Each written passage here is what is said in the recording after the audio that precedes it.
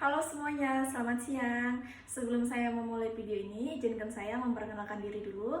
Perkenalkan, nama saya Monica Syanasari, jurusan Sistem Informasi Jenjang Strata 1, berkuliah di Raharja University.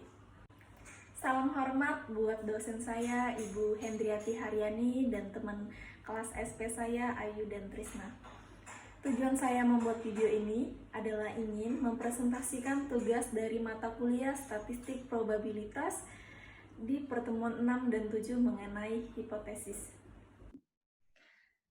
Baiklah, mari kita memulai. Apa itu hipotesis? Saya akan menjelaskan hipotesis dan saya akan membuka filenya terlebih dahulu. Oke, pertemuan 6 mengenai hipotesis. Pengertian hipotesis adalah pernyataan atau dugaan yang bersifat sementara terhadap suatu masalah penelitian yang kebenarannya masih lemah sehingga harus diuji secara empiris. Apa itu pengertian pengujian hipotesis? Pengujian hipotesis adalah suatu prosedur yang akan menghasilkan suatu keputusan, yaitu keputusan menerima atau menolak hipotesis tersebut. Bagaimana ciri-ciri hipotesis yang baik? Adapun cara ciri-ciri hipotesis yang baik adalah harus menyatakan hubungan, harus sesuai dengan fakta, harus sesuai dengan ilmu, tumbuh dengan ilmu pengetahuan, harus dapat diuji, harus sederhana, harus dapat menerangkan fakta jelas secara konseptual, mempunyai rujukan empiris, bersifat spesifik, dapat dihubungkan dengan teknik penelitian yang ada, dan berkaitan dengan teori. Ada pula jenis-jenis hipotesis, yaitu ada dua, hipotesis nol dan hipotesis alternatif atau kerja. Yang dimaksud hipotesis nol ini adalah contohnya dinyatakan dengan tidak ada, sementara hipotesis alternatif dinyatakan ada. Lalu adapun perbedaan hipotesis penelitian dengan hipotesis statistik adalah hipotesis penelitian adalah hipotesis yang dibuat atau digunakan dalam suatu penelitian. Contohnya, ada hubungan positif dan signifikan antara pelatihan dengan kinerja. Sementara hipotesis statistik adalah hipotesis yang dibuat atau digunakan untuk menguji hipotesis penelitian. Contohnya, HO tidak ada hubungan positif dengan signifikan antara pelatihan dengan kinerja, atau HO ada hubungan positif atau signifikan terhadap pelatihan dengan kinerja. Prosedur-prosedur pengujian hipotesis, yaitu menentukan formula hipotesisnya, menentukan taraf nyata dan nilai tabel adalah batas toleransi dalam menerima kesalahan dari hasil hipotesis terhadap nilai parameter populasinya.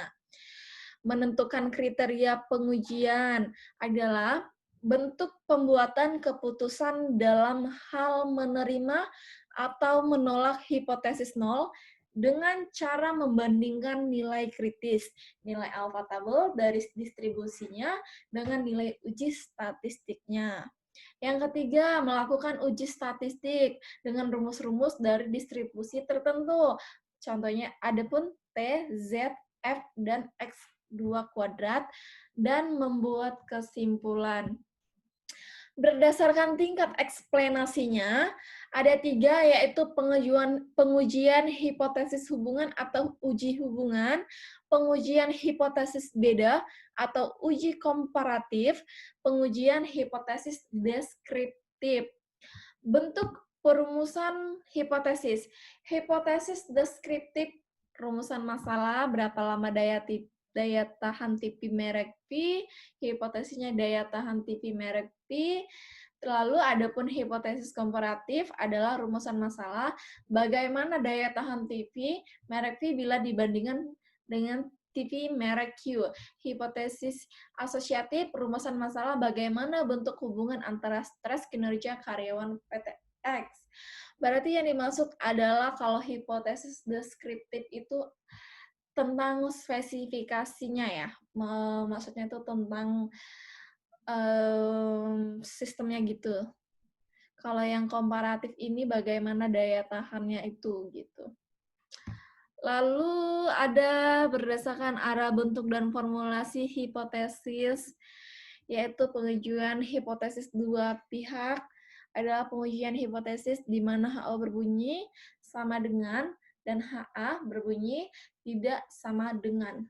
Pengujian hipotesis pihak kiri atau sisi kiri adalah pengujian hipotesis di mana HO berbunyi sama dengan atau lebih besar sama dengan dan HA berbunyi lebih kecil atau lebih kecil sama dengan. Pengujian hipotesis pihak kanan atau sisi kanan adalah pengujian hipotesis di mana HO bersembunyi sama dengan atau lebih kecil sama dengan dan HA berbunyi lebih besar atau lebih besar sama dengan. Lalu ada kesalahan dalam pengujian hipotesis ini perlu diperhatikan sekali. Kesalahan jenis 1 adalah kesalahan ini terjadi apabila HO ditolak, padahal kenyataannya benar. Artinya kita menolak hipotesis tersebut yang seharusnya diterima. Kesalahan jenis 2. Kesalahan ini terjadi apabila HO diterima, padahal kenyataannya salah. Artinya kita menerima hipotesis tersebut yang seharusnya ditolak. Gitu. Adapun prinsip uji hipotesa adalah prinsip uji hipotesa, kesalahan dalam uji hipotesa, uji satu arah dan uji dua arah, uji hipotesa terhadap dan rata-rata uji hipotesa terhadap varians. Oke, sebentar. Adapun pengujian dari hipotesis tersebut adalah pengujian hipotesis untuk pengamatan berpasangan atau disebut paired observation. Pengujian hipotesis untuk beda atau selisih dua nilai rata-rata U1 dikurang U2. Pengujian untuk beda atau selisih dua nilai proporsi P1 atau P2. Pengujian hipotesis mengenai ragam populasi. Baiklah, untuk pertemuan 6, itu saja yang dibahas di pertemuan 6. Kita akan melanjutkan pembahasan di pertemuan ke-7 mengenai hipotesis juga.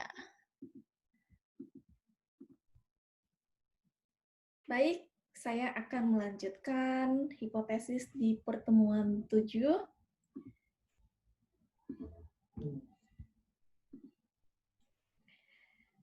Hipotesis di pertemuan 7 adalah tentang proporsi dengan nilai yang dihipotesiskan atau dua proporsi saling asing dari suatu kelompok, dua proporsi saling berinteraksi dari satu kelompok, pengujian-pengujian secara statistik.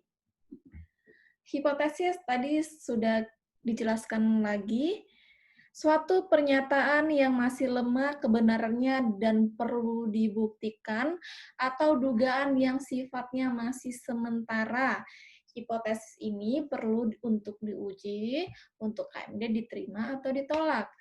Pengujian hipotesis itu suatu prosedur yang akan menghasilkan suatu keputusan YI, keputusan menerima atau menolak hipotesis. Penolakan suatu hipotesis bukan berarti menyimpulkan bahwa hipotesis salah, di mana di bukti yang tidak konsisten dengan hipotesis. Maksudnya berarti kalau misalkan sebuah hipotesis ditolak itu bukan karena hipotesisnya salah, namun karena buktinya belum konsisten atau belum terbukti ya, makanya dia ditolak. Sementara untuk penerimaan hipotesis itu sebagai akibat tidak cukupnya bukti untuk menolak dan tidak berimplikasi bahwa hipotesis itu pasti benar. Maksudnya itu adalah hipotesisnya itu ada suatu kejadian yang benar-benar sudah terbukti nyata adanya yang kita tidak bisa menolak karena ada buktinya. Begitu. Lalu ada dua kesalahan yang perlu dicegah dalam pengujian hipotesis. Itu adalah hipotesis HO diterima, berarti keputusannya benar. Jika salah, keputusannya salah.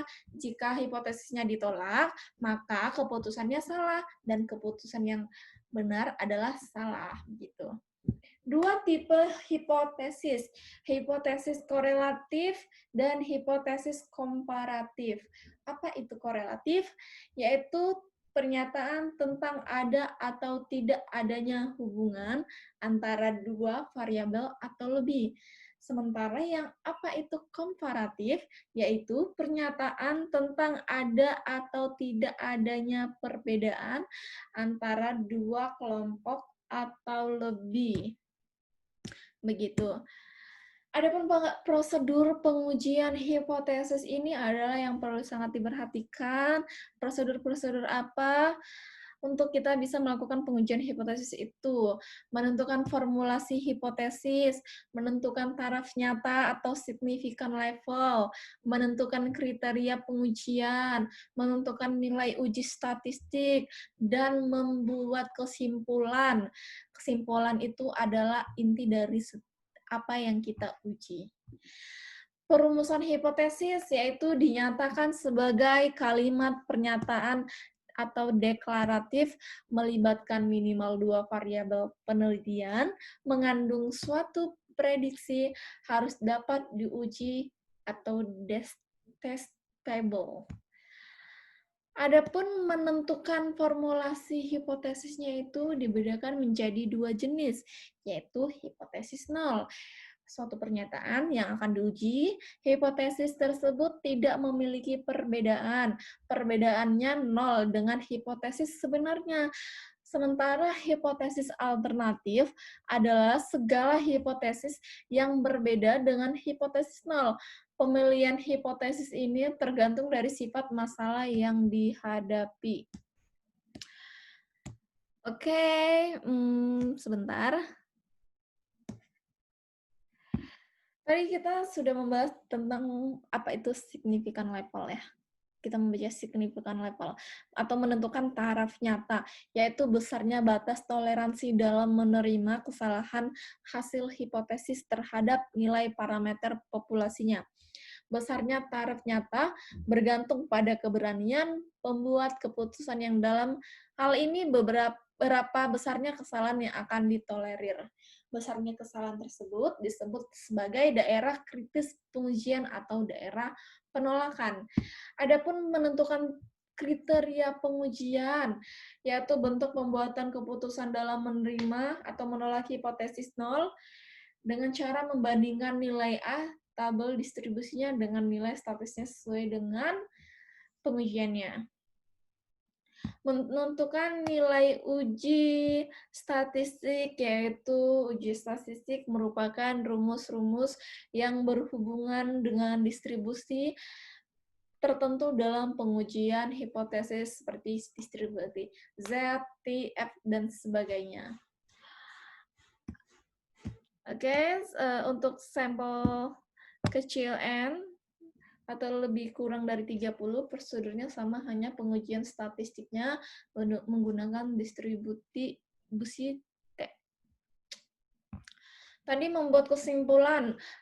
Cara-cara untuk membuat kesimpulan adalah penetapan keputusan dalam penerimaan penolakan hipotesis nol sebagai kriteria pengujiannya. Pembuatan kesimpulan dilakukan setelah membandingkan nilai uji statistik dengan alpha table atau nilai kritis.